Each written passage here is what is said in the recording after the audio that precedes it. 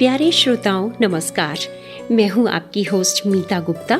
Gyanvapi channel में आपका स्वागत है और आप सुन रहे हैं पॉडकास्ट अद्भुत चरित्र। दोस्तों, महाभारत के गाथा के प्रमुख पात्रों में से एक थी राजमाता गांधारी, जिन्होंने नेत्रहीन धृतराष्ट्र से विवाह करते ही अपनी आंखों पर भी हमेशा के लिए पट्टी बांध ली थी, ये कहकर कि यदि मेरे पति इस दुनिया की सुंदरता नहीं देख सकते तो मैं भी उसे देखने की अधिकारी नहीं हूँ।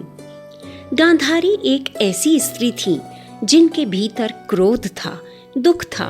उनकी चुप्पी में भी एक गर्जना सी थी, पर फिर भी उन्होंने धर्म और संयम का साथ नहीं छोड़ा। गांधारी आज भी हर युग के नारियों के लिए प्रेरणा है, जिनका जीवन शक्ति और सहनशीलता का प्रतीक है। दोस्तों, गांधारी का यह अद्भुत चरित्र IBH द्वारा पब्लिश किताब गांधारी से लिया गया है। तो चलिए सुनते हैं गांधारी के जन्म से लेकर उनके अंत तक की कहानी। गांधारी कौरव राजकुमारों की माता थीं। वैसे तो रामायण या महाभारत में अनेक महान नारियों की कथाएं हैं जिन्होंने जीवन में बहुत कष्ट और दुख झेले। ऐसे ही एक और महान नारी थी गांधारी। वह स्वयं तो भली थी, परंतु उनके 100 के 100 पुत्र अधम निकले। उनका पति अत्यंत दुर्बल और महत्वाकांक्षी था। उनका भाई शकुनी महाकपटी व धूर्त था। छल, पाखंड और दुष्टता के घेरे में वह अकेली सत्य व सदाचार का प्रतीक बनकर खड़ी रहीं, जैसे कि जड़ में कमल का फूल होता है। गांधारी गांधार के राजा सुबल की पुत्री थीं। वह जितनी सुंदर थीं, उतनी ही बुद्धिमान भी। ईश्वर और सत्य के प्रति उनके मन में अपार निष्ठा थी। राजा सुबल अर्थात अपने पिता की आंखों का तारा थी वह। गांधारी छोटी उम्र से ही इतने कठोर व्रत, उपवास एवं पूजा उपासना करती थी कि एक दिन भगवान शिव ने उसे दर्शन दिए और उसे 100 पुत्र प्राप्त होने का वरदान भी दिया। कुछ समय बाद राजा सुबल के मंत्री ने आकर कहा, राजन, राजकुमारी गांधारी के लिए विवाह का प्रस्ताव आया है। तो राजा ने कहा, नन्ही गांधारी के लिए? इतनी जल्दी? किसका है? मंत्री ने बताया, हस्तिनापुर के गुरु भीष्म का। उन्होंने राजकुमारी का हाथ राजा धृतराष्ट्र के लिए मांगा है। यह सुनकर राजा सुबल चिंतित होते हुए बोले, धृतराष्ट्र? किंतु वे तो अंधे हैं, है ना? मंत्री भी उदास होकर बोला, हाँ महाराज, दुर्भाग्य ही है। मंत्री के जाने के बाद राजा सुबल मन में सोचने लगे कि मेरी गांधारी के लिए अंधा पति, यह अन्याय नहीं होगा कि मैं उसे अंधे के साथ बांध दूं। लेकिन दूसरी ओर कुरुवंश महान है। धृतराष्ट्र उस कुल के हैं और बड़ी ख्याति है उनकी। जोड़ी ठीक रहेगी, किंतु अंधा रहेगा तो अंधा ही। मन में बहुत सोच विचार करने के बाद उन्होंने अपने मंत्री को बुलाया और भीष्म को प्रस्ताव स्वीकार करने की खबर भिजवाने को कहा।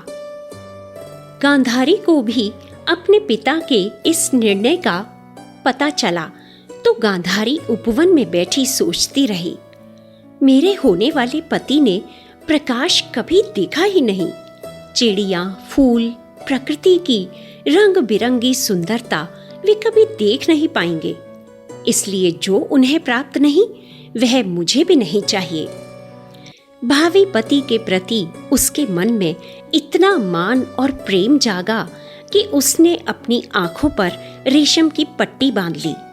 जब राजा सुबल ने उससे कहा कि सदा अंधकार में रहना आवश्यक तो नहीं है बेटी, परंतु गांधारी ने उत्तर दिया, पत्नी जीवन और मृत्यु में पति की सहभागी होती है पिताजी। तो उसे अंधेपन में भी सहभागी नहीं होना चाहिए क्या? और फिर जीवन भर उसने आंखों की पट्टी नहीं खोली। कुछ दिनों बाद गांधारी की विदाई का समय आया। तब गांधारी का भाई शकुनी उसके साथ गया। हस्तिनापुर में भीष्म ने उमंग से उनकी आगवानी की। धृतराष्ट्र से गांधारी का विवाह हो गया। भीष्म और धृतराष्ट्र के भाई पांडु व विदुर विवाह में उपस्थित थे। पत्नी और रानी दोनों ही रूपों में गांधारी बड़ी कर्तव्यपरायण थी। महर्षि वेदव्यास अक्सर उनके यहाँ आते रहते थे।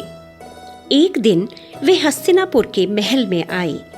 उन्हें बहुत भूख भी लगी थी।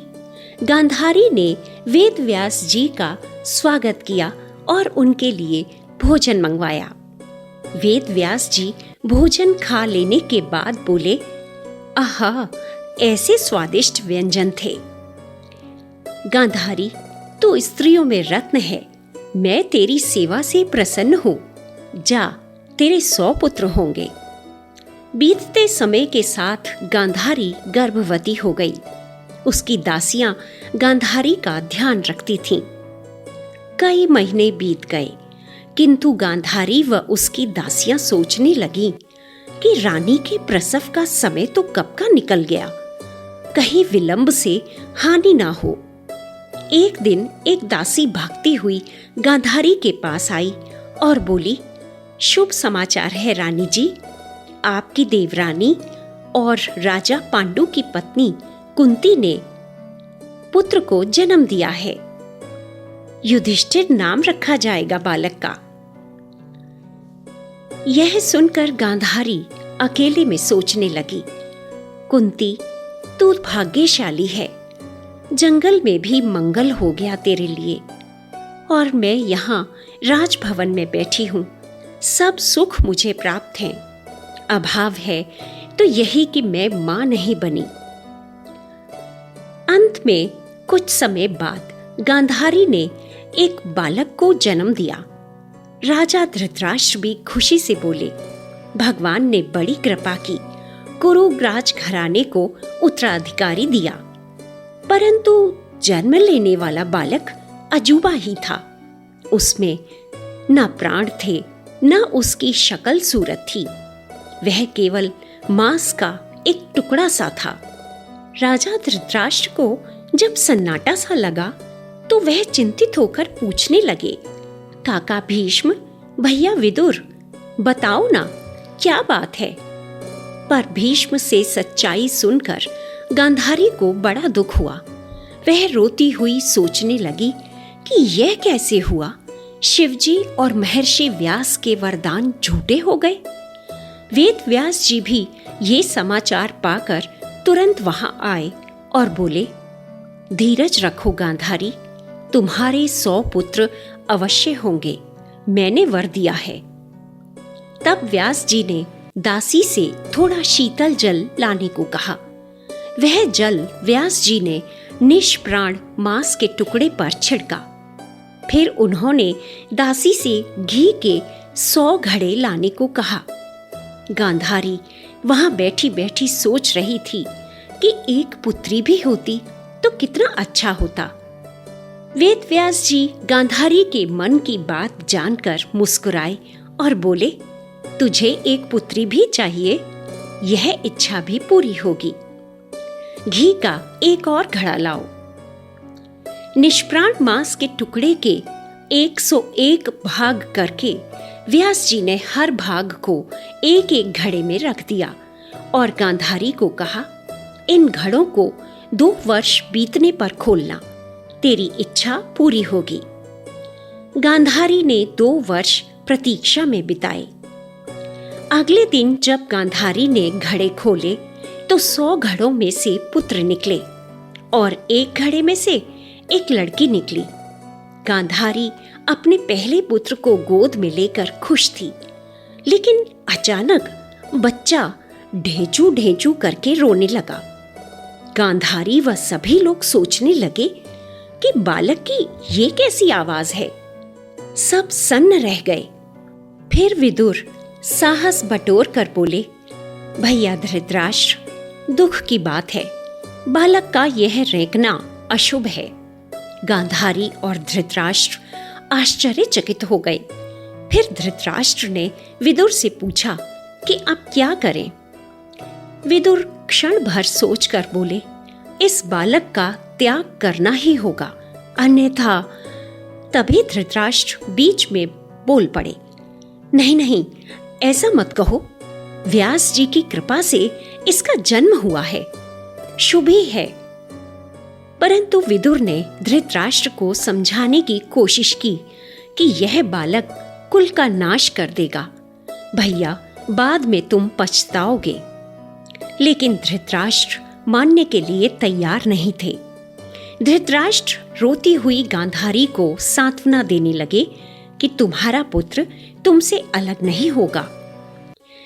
विदुर ने एक बार फिर चेतावनी दी।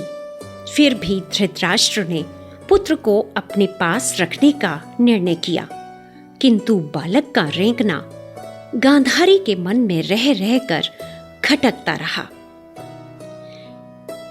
तो दोस्तों, ये थी कहानी कौरवों के जन्म लेने की। अब आगे गांधारी को अपने बड़े पुत्र दुर्योधन के कारण कितने दुख झेलने पड़े, उसकी कहानी हम सुनेंगे अगले एपिसोड में। तो प्लीज इस ज्ञानवापी चैनल को सब्सक्राइब, लाइक और शेयर जरूर कीजिएगा। मिलते हैं अगले एपिसोड में। तब तक के लिए नमस्कार और पॉडकास्ट सुनने के लिए धन्यवाद।